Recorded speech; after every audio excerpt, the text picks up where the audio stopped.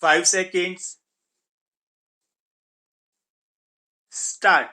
Mr. Vice Chairman, the Honorable Minister has explained in detail the implications of the bill. I may point out that I am in fullest agreement with the principle that if there is any tax evasion or there are certain facilities in considering the assessment of any particular person, it may be transferred from one income tax officer to another income tax officer. It is but natural that in this complicated business of assessment, if particular trades and particular manufacturing concerns are properly assessed by one particular income tax officer, there will be great facility.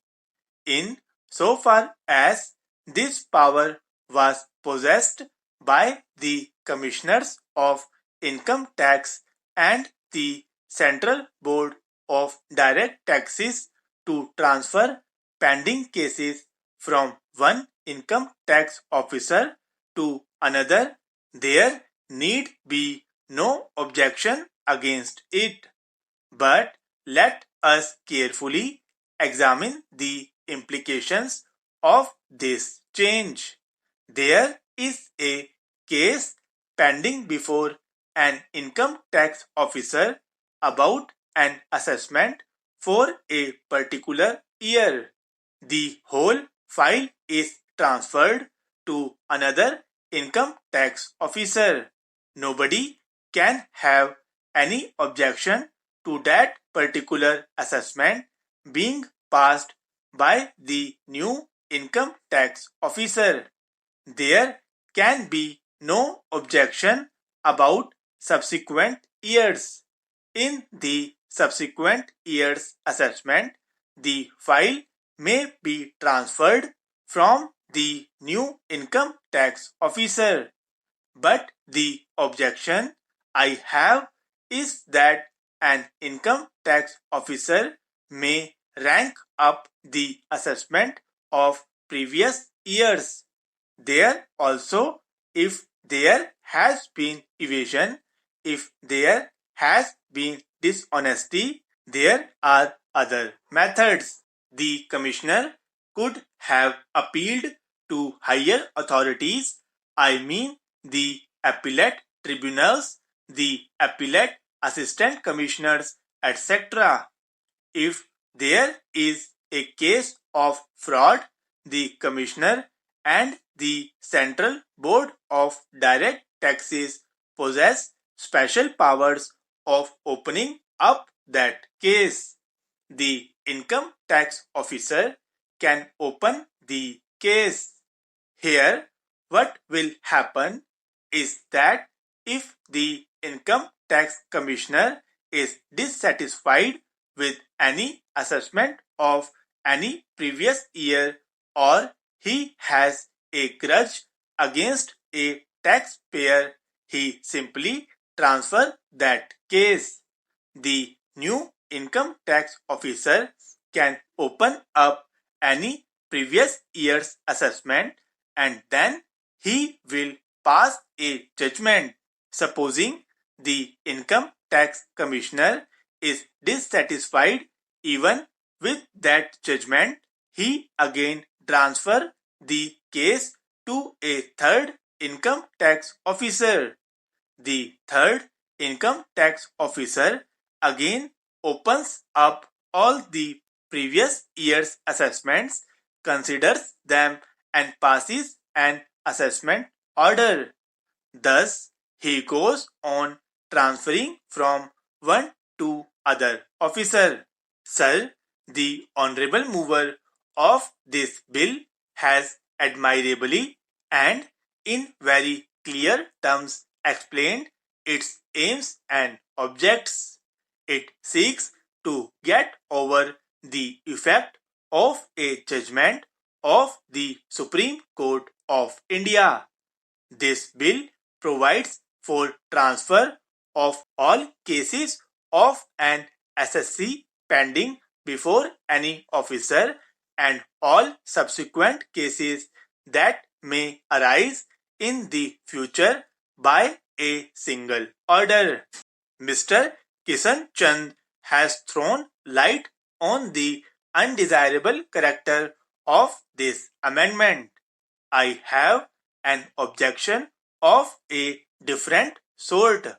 The judgment of the Supreme Court was based on two grounds. The majority judgment did not deal with the present section under which omnibus transfers were purported to be made.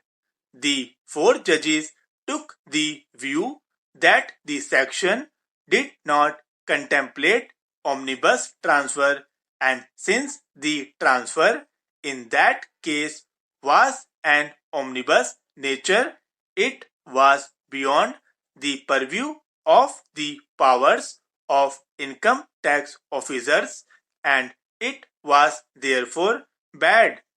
One judge agreed to this view, but he went further. He held that Section 5(7)(a) itself offended the Constitution and was therefore bad. The four judges who delivered the main judgment did not pronounce a verdict on this aspect of the issue.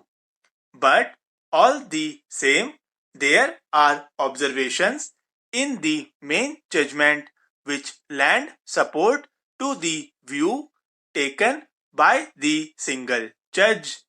In the absence of any difference, the judgment of the single judge to the effect that Section 5(7)(a) itself was void in as much as it offended the Constitution is still the valid law, for the Constitution says that the judgments pronounced by the Supreme Court shall be the law of the land. This amendment, while getting over the effect of the judgment of the four judges, does not get over the situation created by the judgment of the single judge, and that judgment in the absence of any difference is the accepted law of the land. I therefore feel that the purpose of this amending bill may be defeated. The object can only be achieved if there is a large-scale and thorough amendment of various other sections of the Income Tax Act. This amendment, in my opinion, is shocking to one's sense of justice and fair play. We know that all laws provide for transfers from one body to another body. In the criminal jurisdiction, a criminal case can be transferred from one magistrate or one judge to another. So is the case in civil suits. But in civil or criminal matters, it is individual cases that can be transferred. That was the law in income tax matters, that only a single case would be transferred.